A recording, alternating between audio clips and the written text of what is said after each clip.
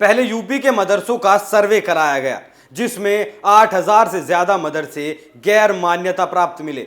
इन मदरसों के पास ना कोई कागज था, ना कोई नक्शा था, लेकिन फिर भी धड़ल्ले से चल रहे थे। कुछ तो सरकार से मदद भी ले रहे थे, कुछ जकात के नाम पर चल रहे थे, मतलब चंदे के नाम पर। चंदे के नाम पर लाखों की फंडिंग हो रही थी और पैसा गुजरात, बंगाल, महाराष्ट्र, तेलंगाना और बाहरी देशों से आ रहा था। और क्यों आ रहा था, इस बात का ये जिहादी जवाब नहीं दे पाए।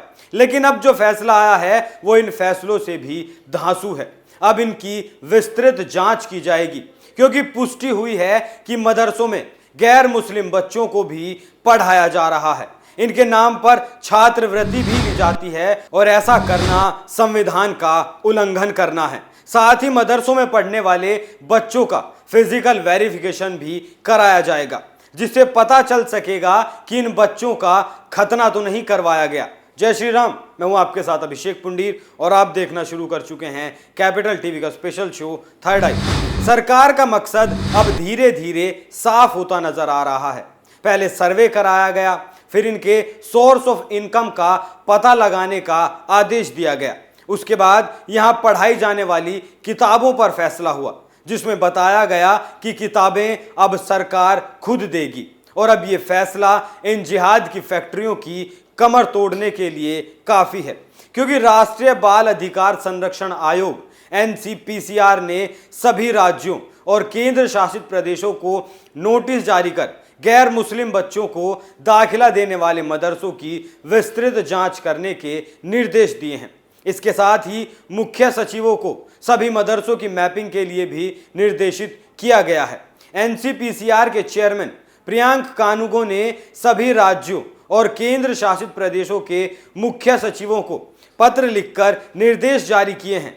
एनसीपीसीआर प्रमुख ने अपने निर्देशों में कहा है कि राष्ट्रीय बाल अधिकार संरक्षण आयोग सभी सरकारी वित्त पोषित मान्यता प्राप्त मदरसों की विस्तृत जांच करने की सिफारिश करता है और जो गैर मुस्लिम बच्चों को प्रवेश दे रहे हैं। एनसीपीसीआर ने पत्र में कहा कि उसे कई शिकायतें मिली हैं कि गैर मुस्लिम समुदाय को बच्चों को सरकार द्वारा वित्त पोषित मदरसों में प्रवेश दिया जाता है और उन्हें छात्रवृत्ति भी दी जाती रही है।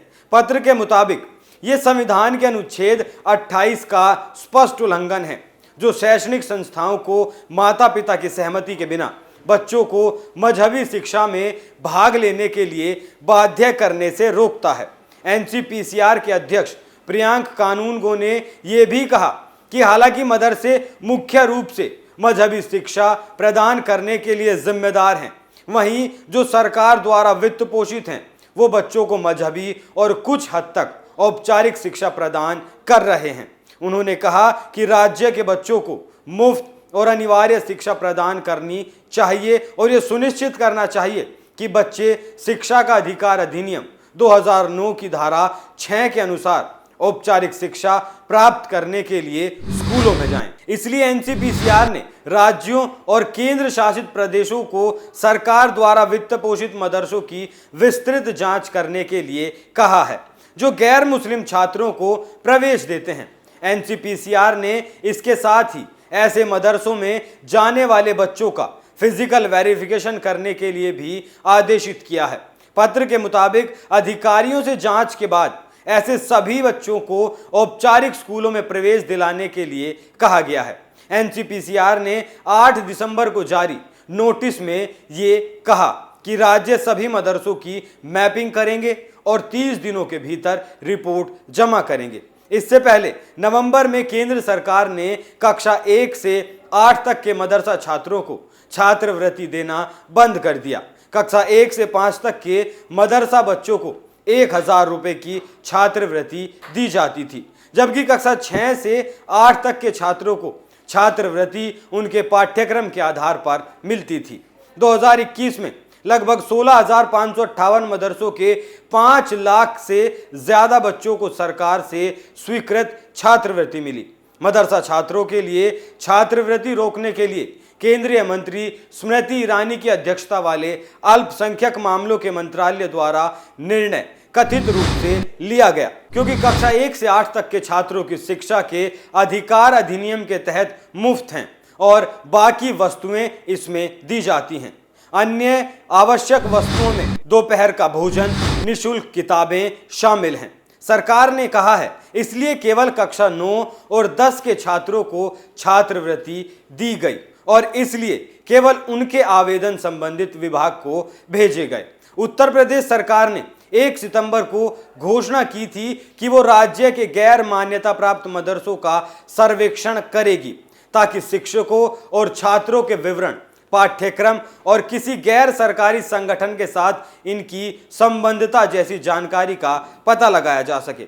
अल्पसंख्यक मामलों के राज्य मंत्री दानिश आजाद अंसारी ने कहा था कि एनसीपीसीआर की आवश्यकताओं के अनुसार किया जाएगा, जो छात्रों को प्रदान की जाने वाली बुनियादी सुविधाओं की जांच करना चाहता है।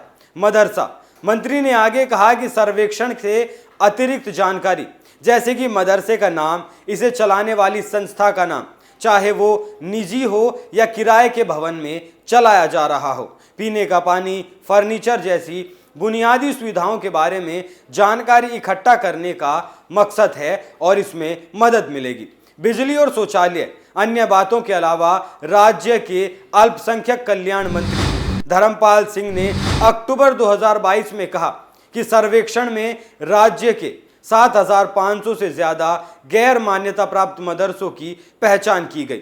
सरकार का यह फैसला बहुत बड़ा फैसला था, क्योंकि सरकार को नहीं पता था कि मदरसों में आखिर क्या पढ़ाया जाता है।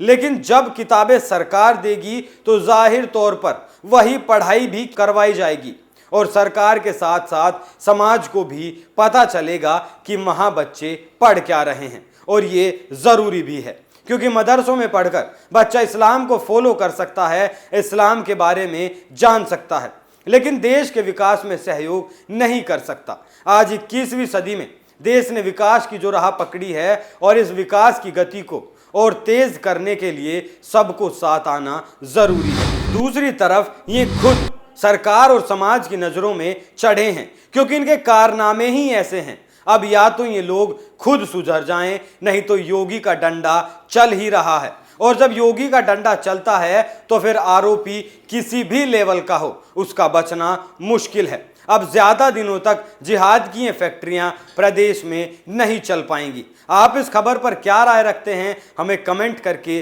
जरूर बताएं। थर्ड आई में आज के लिए इतना ही। कल फिर मुलाकात होगी एक नए मुद्दे के साथ। तब तक देखते रहिए कैपिटल टीवी। नमस्कार।